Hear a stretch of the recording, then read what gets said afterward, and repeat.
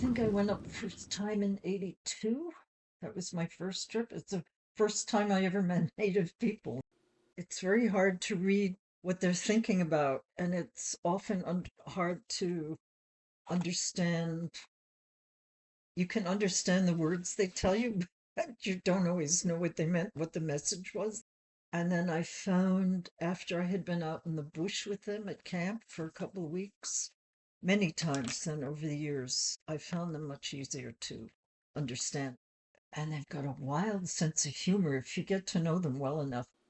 The hardest thing to adjust to was how hard their living conditions were. No running water, no central heat. Everybody's house was heated on a wood stove and no well water. So people had to go to a standpipe and fill up their buckets, or they would have to ride out with their ski mobiles to the lake, drill a hole in the lake, and pull water out of the lake. And then you have to carry all that water into the house and you have to wash, and then you have wastewater and you've got to carry all the wastewater out of the house. I was shocked at how poor the living conditions were in Canada. There's no employment. There's a terrible amount of poverty. Their houses aren't very good. People are poor and then they just keep going. That was the adjustment. Everybody hunted, everybody fished. Now there's something. Their culture is very strict about expressing negative emotions. So you don't get angry and you don't look sad and you don't look disappointed and you never boast. I think that's one reason we find them hard to read.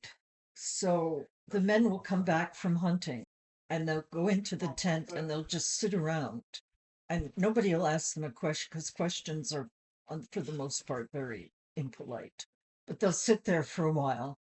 And then finally, usually one of the women's been in the tent making soup or tea or something. And she'll finally go out and look outside the tent and go, oh, there's a deer out here. Oh, there's a caribou. Or, oh, there's. So they wait for somebody else to say, you can't go in and boast, oh, killed a moose today. You can boast about somebody else doing it. It was much harder to get information. You couldn't ask questions. And the language was incredibly difficult.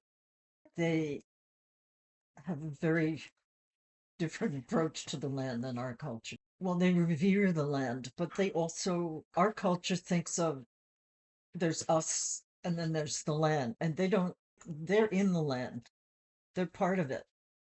They have as much right to be there and are as welcome by the land as the deer and the moose and the grass and the trees, and they're just part of that. They're part of nature, just like the birds and the birch trees and the lakes. Whereas our culture makes us feel like we're different from it. So they feel very welcomed by the environment. And then also because you're part of it, they're careful. So you don't kill more animals than you need.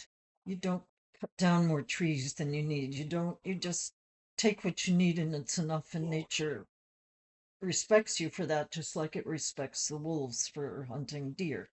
Are you also hunting deer? And it's the same thing.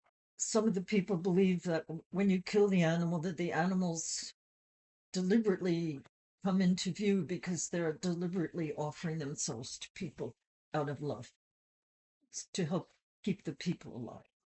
So there's this quite a distinctly spiritual aspect to it, but I found it very hard to get people to talk about it.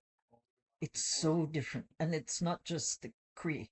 It's hunting and gathering people in Australia have the same problem. Hunting and gathering people in India have the same problem. Hunting and gathering people in South America have the same problem.